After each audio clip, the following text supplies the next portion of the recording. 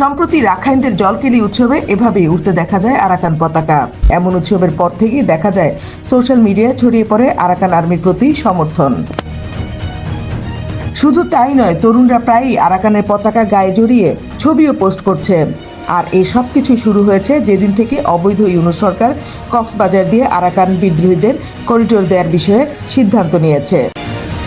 সম্প্রতি দেখা যাচ্ছে বান্দরবানের বেশ কিছু স্বর্ণের দোকানে আরাকান বিদ্রোহীরা স্থায়ীভাবে বসবাস শুরু করেছে এবং অবাধে যাতায়াত করছে বাংলাদেশ থেকে মিয়ানমারে, যার কারণে দেশের সার্বভৌমত্ব নিয়ে হুমকি দেখছে স্থানীয়রা। জলকেলি উৎসবের মধ্যে আমরা দেখেছি আরাকান আর্মির পতাকা গায়ে দিয়ে তারা ওইখানে জলকেলি উৎসবে আনন্দ ফুর্তি করতেছে। তারা বিভিন্ন তাদের ওয়ালপেপারে আমরা দেখতে পাচ্ছি আরাকান আর্মির লোগো সংবলিত লোগোগুলো তারা ওইখানে ব্যবহার করছে। এটা আর আরাকানের মগ পাখির একটা গ্রুপ আমাদের এলাকায় মগ পড়ায় আর চৌধুরী পাড়ায় বিভিন্ন একটা সিন্ডিকেট আছে আমাদের নীলার থেকে।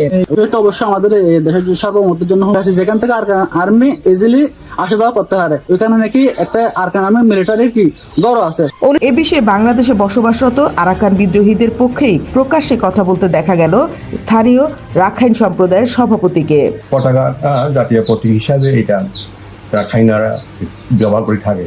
এইটাও বলতে গেলে আমরা রাখাইনরা একটা জাতি, রাখাইন সম্প্রদায় আমরা রাখাইনদের সাথে ওতপ্রোত জড়িত। দেশদ্রোহী ইউনূস গং একদিকে চট্টগ্রাম বন্দরকে বিদেশিদের হাতে তুলে দিল, অন্যদিকে আরাকান বিদ্রোহীদের করিডোর দেওয়ার মাধ্যমে পুরো পার্বত্য অঞ্চলকে বাংলাদেশ থেকে আনুষ্ঠানিকভাবে আলাদা করে দেওয়ার শতভাগ ষড়যন্ত্র বাস্তবায়নের পথে। আর এসবই করছেন শুধুমাত্র পশ্চিমাদের সমর্থন নিয়ে দীর্ঘ সময় ক্ষমতায় থাকার জন্য। Desk report, বিবাংলা.net।